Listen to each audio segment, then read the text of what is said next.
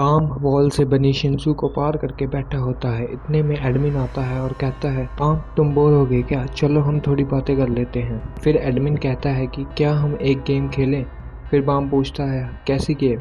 Then admin बोलता है, चलो गैस करते हैं कौन से रेगुलर शिनसू वॉल को पार करेंगे, और अगर मैं सही हुआ तो मैं जो भी पूछूं तुम्हें उसका आंसर करना होगा, और अगर तुम सही हुए तो मुझसे कुछ भी पूछ सकते हो। बाम कहता है, अच्छा, सुनने में तो अच्छा लग रहा है, चलो ठीक है। फिर एडमिन पहले गैस करता है और अन्नक को चूज करता है और कहता है, बाम अब तुम्हारी टर्न।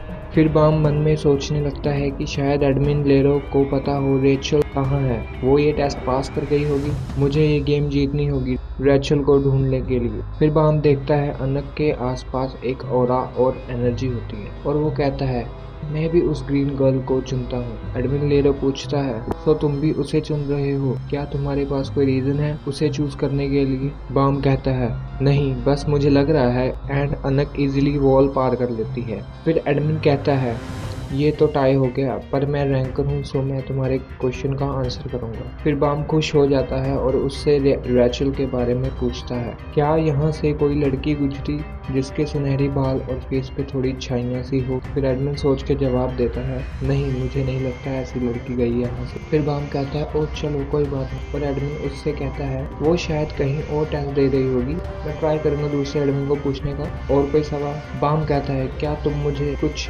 इर्रेगुलर्स के बारे में बता सकते हो? इतने में एक लड़का जोर से आवाज लगा के वॉल पार करने का ट्राई कर रहा होता है और अपने टीममेट्स को देख कहता है, इन्होंने आसानी से पार कर लिया, मैं क्यों नहीं कर पा रहा? और फिर उसके पास वाली लड़की हंसते हुए कहती है, ये तुम जैसों को निकालने के लिए टेस्ट है, और वॉल की तरफ बढ़ती है, पर उससे भी वॉल पार नहीं होती। फिर लड़का टॉन्ट मार के कहता है, क्या तुम्हें हेल्प चाहिए? तुम्हारे सर से खून बहने लगा है। इतने में वो वॉल पीटने लगते हैं और एक और लड़का आराम से वॉल पार करके सो जाता है, और वो दोनों ये देखकर गुस्से में और चिल्लाने लगते हैं। और दूसरी तरफ एडमिन इर्रेगुलर्स के बारे में बताने लगता है। इर्रेगुलर्स वो होते हैं जो टावर के रूल्स के खिलाफ होते हैं। बाम, जो फिट नहीं होते? एडमिन बोलता है, हाँ बिल्कुल, जैसे कि तुम्हें पता है ये टावर 3 हिस्सों में डिवाइडेड है, रहने वाला एरिया जिसे आउटर टावर कहते हैं, और टेस्ट एरिया जिसे इनर टावर कहते हैं, और मिडल एरिया लोगों का पैदा होना और जीना रेजिडेंशियल एरिया और आउटर टावर में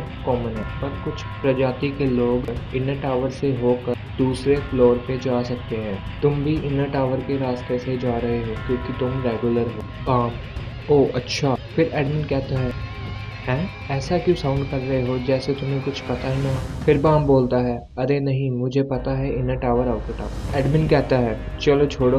तो रेगुलर जो रेजिडेंशियल एरिया में होते हैं कुछ अपने टैलेंट से इनर टावर में जाने का राइट हासिल करते हैं। फिर बाम कहता है, ओके, और सोचने लगता है कि इसके हिसाब से सभी यहीं पे पैदा और बड़े हुए हैं। अगर ये सच है फिर तो ये बहुत अलग है जिस दुनिया को मैं जानता हूँ। फिर एडमिन बताता है, यहाँ से रेगुलर्स और इर्रेगुलर्स को सॉर्ट यानी अलग किया जाता है एडमिन हेडन द्वारा, पर ये बहुत रेयर है कि इर्रेगुलर यहाँ तक पहुँचे। फिर बाम कहता है कि इर्रेगुलर्स ईविल है क्या?